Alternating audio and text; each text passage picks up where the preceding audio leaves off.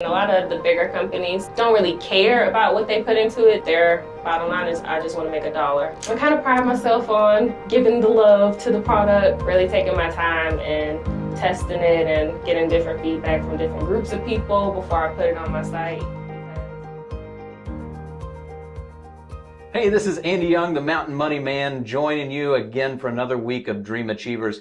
You know, I've got a very interesting person that's joining me today because I've got one of the little wax warmers upstairs in my office where I'm recording this, and I can't wait to order in some scents to be able to help out. But you know, thanks so much for joining and helping out with that. I've got Simply Aurora that's actually joining us.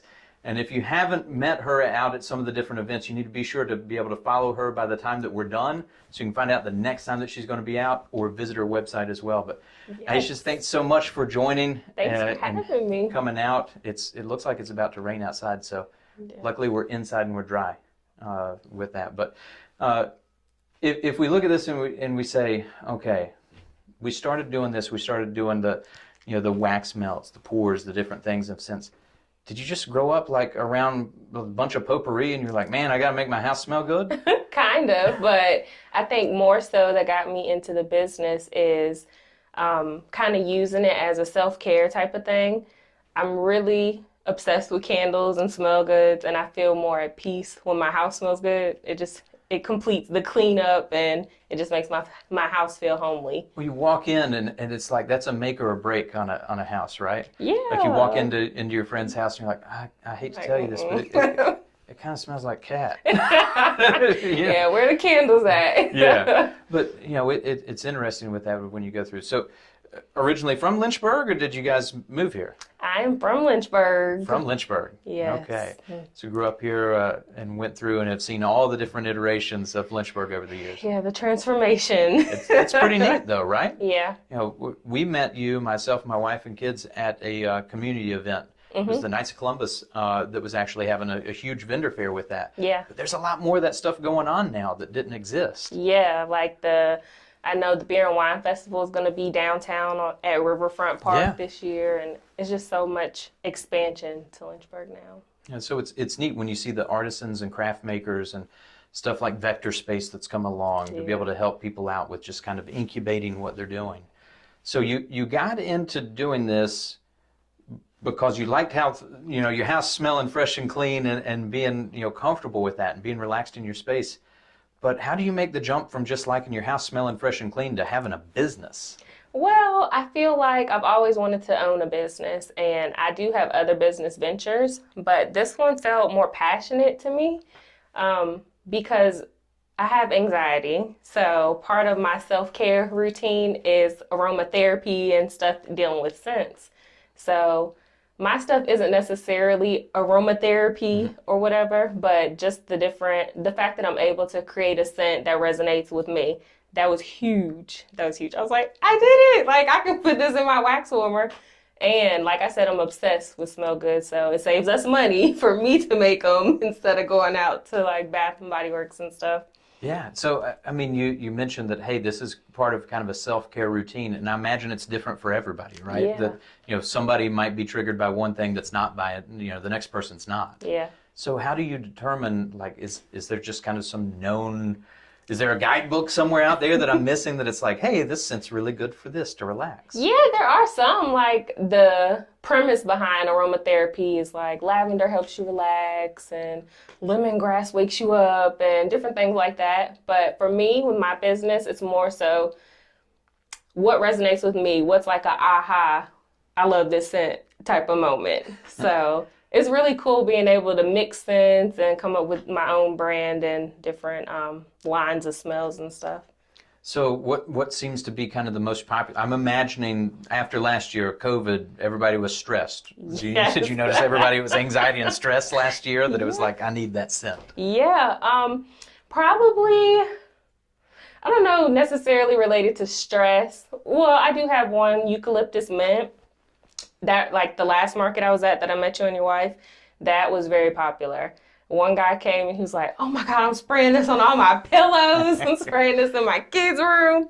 So that was cool. And then another popular one now is one called Warm Strudel. It's like a buttery, cinnamony scent. It's really good.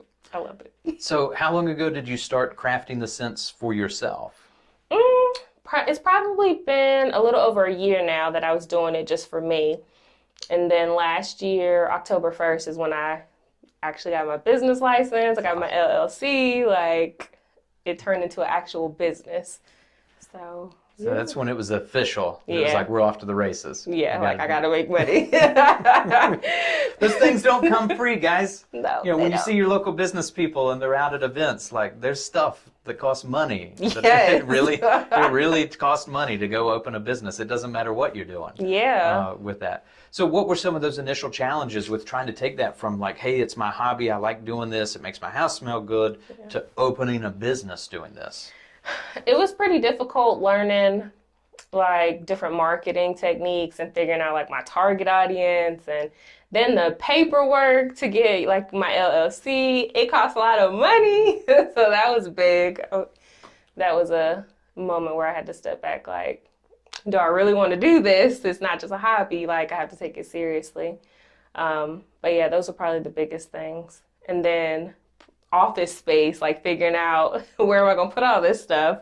So we ended up, our two girls share a room now, and I took my youngest room and turned it into my office. So yeah, it was pretty crazy. And it's one of those sacrifices that you make that when you look back, you know, years from now, you're like, oh, you remember when it was just in the bedroom? Yeah, Like, I have an office. yeah, All that that's stuff. really cool with that. So you started that up, you decided October of last year. We just kind of in the state of Virginia where we're recording this, about a month ago, stuff started relaxing a little bit. Yeah. So we've started to have more of these events going on. But, you know, what are the opportunities that you've seen to be able to take advantage of to spread the word about Simply Aurora and what you're doing? So mostly that's been instrumental is probably Facebook and Instagram. And my friends have been really great. Like, they share all my posts, they send customers to me, my family. Like, my mom, she tells all her coworkers, and she brings me business. And really just my family has really supported me, like, strongly. Because, you know, like with COVID, it's not like I can just have my own pop-up shop, or like the last market was like really the first opportunity to meet the public and the community face to face. So I don't know. It's been probably social media has been the biggest help getting the word out. So you mentioned you have some other businesses that you kind of learned the ropes with before this. Yeah. So what other businesses that do you have that are active here in the community? So my other business is called the Designer Ward, and I do like custom vinyl things like decals for your car and glasses and t-shirts and stuff like that. And then my husband has a photography business, and his is way better than mine. He's a pro. He's been doing it for years. So I look at his business and I'm like, well, maybe I need to do that over here to expand my... You have no excuse for your product lineup not to look amazing. Yes. Exactly. Exactly.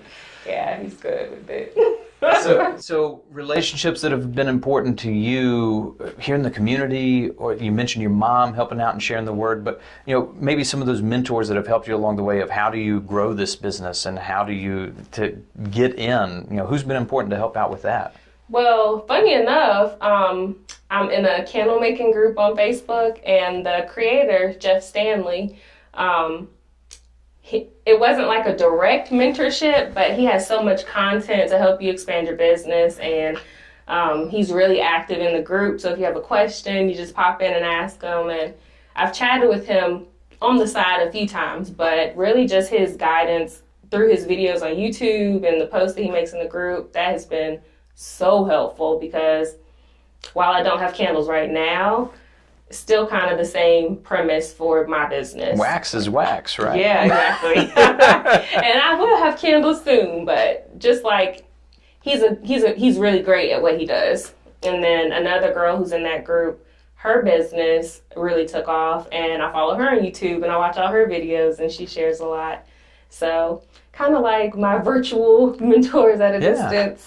Well, you know, when you hear that they say you're kind of the common of the 5 people you associate with most, it doesn't necessarily have to be physically there with them. That there's been a lot more of this digital mentorship and people going through, and that you become a community, and you're kind of bringing that together, which makes sense. You know, if you're saying, hey, I'm trying to make things smell nice, help people relax, helping them enjoy themselves, whether it's a candle, a warmer, or anything else like that, it's like there's science that comes behind it.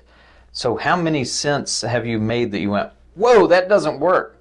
Oh my God, so many. It's so many. And it's so funny because I had him filming a video of me doing like an unboxing of the fragrance oils. I had to stop the video because some of them were so disgusting. Like, it's a lot. It's a lot of scents that did not make the cut because they were gross. But when you have that and you see this explosion of essential oils and things to be able to help people out, and you know, you go to Walmart and that they sell them, it's not all the same quality of stuff. No. So you wind up with, you know, a lot of different things that are out there to market, and what might smell good with one, you get the next, and you're like, this smells like rancid orange. Yes, you're right. You're right. And a lot of the bigger companies don't really care about what they put into it. Their bottom line is, I just want to make $1. I want to make a profit. So I kind of pride myself on giving the love to the products and really taking my time and testing it and getting different feedback from different groups of people before I put it on my site, because I mean, anybody could make something and put it out there, and if it's gross, they don't care. If somebody buys it, they're like, I made $1. Right. But you're looking at that as a small business owner, word of mouth means a lot. Yes. You've got to have people that have a good experience, that enjoy the product, that share with other people. Yeah. And if it doesn't work, unfortunately, they share it with more people. Yeah, exactly. So with going through, you mentioned those relationships that have been important to help you out at that point. We're not quite a year in of doing this as a standalone. What do you see as that next kind of thing that you're trying to do to help grow your brand and to be out in front of more people? Definitely more markets, because like you said, with the restrictions relaxing a little bit, a lot more pop-up shops and like fall festivals coming up. I am really excited about that. I have one in August that is in Raleigh. It's a huge market. It's called the Buy Black Market, and it's 400 Black-owned businesses all together, and it's going to be a huge event. Yeah. They're doing advertisements on the radio down there. They were handing flyers out at the NC State Fair. Like, it's going to be probably like 20,000 people come, and I'm so excited. You're going to be loaded to the gills, ready. Yes. I'm starting now. Yeah. So if people are interested in finding you and they're like, hey, I'd love to be able to find out and I don't want to have to wait until Raleigh. Yeah. What's your website, or where can people find more information to follow you? You mentioned YouTube, some Instagram and stuff like that. Do you? Yeah, YouTube. I have a few videos on there. My name is Simply Aurora Co. on YouTube and Instagram too, simplyaurora.co. And my website is needaurora.com. And Facebook is just Simply Aurora. So the name Simply Aurora, where did that come from? Okay, this is crazy. But my 7-year-old, I was trying to figure out a name for my business, and I'm like looking up all these different names and what they mean and all this stuff. And my daughter's just walking around, probably for about 2 weeks. She's just naming everything Aurora. I'm like, what are you talking about? What is this? So I ended up looking up something like pretty words that mean something. So Aurora was on the top of the list, and I was like, this is familiar. I've been hearing this for like 2 weeks. And it means like the dawn of something. And to me, doing this business was like the start of my self-care, taking care of myself. So I was like, oh, the dawn of self-care. So it just fit naturally when I saw it and saw the definition of what Aurora meant. It's funny. So a lot of times the most basic of names that when you look at it come from something else that's a lot deeper meaning with that. So the deeper meaning here, your 7-year-old was walking around and just had already figured out what your company was going to be before you did. Yeah, she did. She's a genius. So for those of you that haven't already met and been able to go through and experience these different scents and stuff, I highly, highly recommend, you need to find the next time that there's events going on. I know that we talked before the cameras were on that you were like, hey, I'm going to try to share some more videos soon. So be sure to follow on all those different social media platforms so that you can see what's going on, maybe see some of the behind the scenes of what it takes to actually do this. it's not just this little cube that you put in, you're going to let it relax, or these spray bottles. There's a lot of love that goes into every single one of these. Yes. So you get to see and appreciate everything that's behind that. But I appreciate you coming in and joining so that we could share a little bit more about Simply Aurora and where people can find out more about you. And until next time, this is Andy Young, the Mountain Money Man, signing off until I catch you down the road.